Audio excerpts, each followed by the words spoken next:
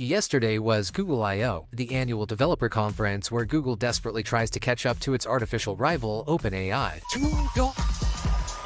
Google announced some crazy stuff I never thought I would see in my lifetime, like a SQL database for Firebase. More on that later, because first we need to talk about the biggest announcement at I/O, OpenAI's new GPT-4o.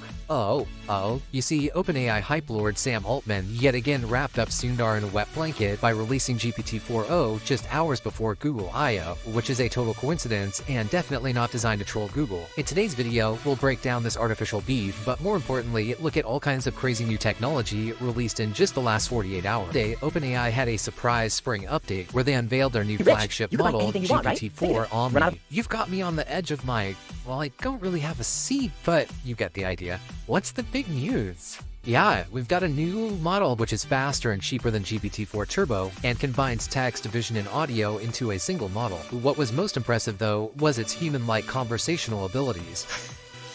Well, just when I thought things couldn't get any more interesting.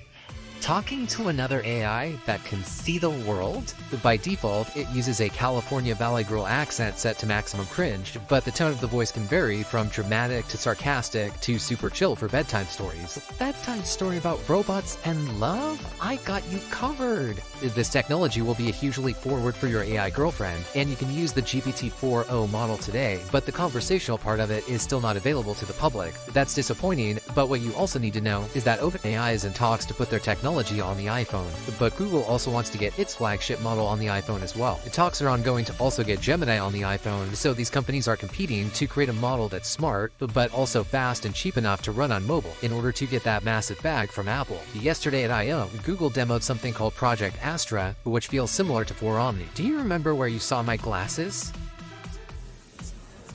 Yes, I do. Your glasses were on the desk near a red apple. It's cool, but there's more latency and the voice is more robotic compared to OpenAI. Now, what's also very interesting is that OpenAI just parted ways with Ilya, their former chief scientist and co-founder, who many people used to worship as the brains behind OpenAI. There's definitely some underlying drama here, but we likely won't know the truth until they release their memoirs in the 2040s. But now let's finally talk about Google I/O. The biggest AI announcement from Google was Gemini 1.5 Pro, which can now handle a 2 million token context window. That could be 2 hours of video content or 60,000 lines of code. That's a lot of context, but tokens can be expensive. And to address that, they released a new feature called context caching that can reuse tokens for a fraction of the cost. In addition, Google launched a competition for developers, and whoever builds the best Gemini-powered app wins an electric DeLorean. To make building this app easier, they also released a new tool called Firebase GenKit, which is integrated with Ollama and makes it easy to build AI-enabled API endpoints. In addition, Project IDX is now open to the public, which is a browser-based VS Code that's also integrated with things like mobile emulators.